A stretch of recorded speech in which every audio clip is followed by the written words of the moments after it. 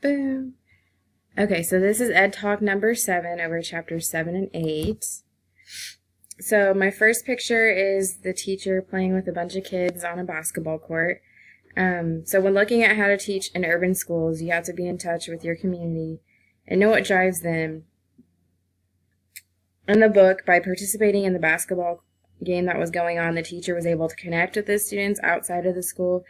It was surprising to me when I looked up, like, on the internet, the kids on basketball court, that there was nothing involved without being outside. It was always in the building.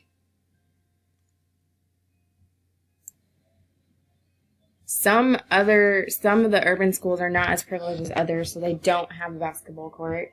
And in all the ones I looked up, there was all basketball courts inside, and that's not what happens to all of them. Okay, my next slide. If it works. Okay, so the teacher needs to be able to learn from the community and see from the benefits. So if not, your classroom management and your environment will be one of a disaster.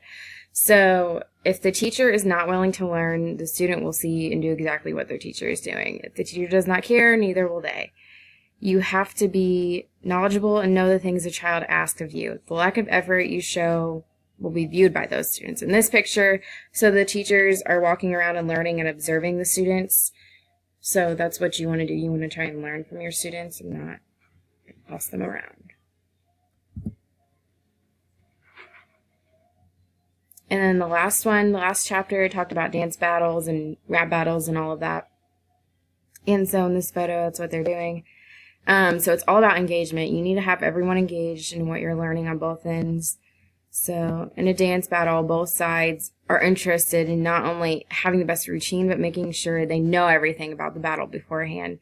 And that's what we need to do in the classroom, is have both sides, all the kids involved in the learning process and wanting to know everything. So having these kids up and moving will make that lesson just that much more memorable.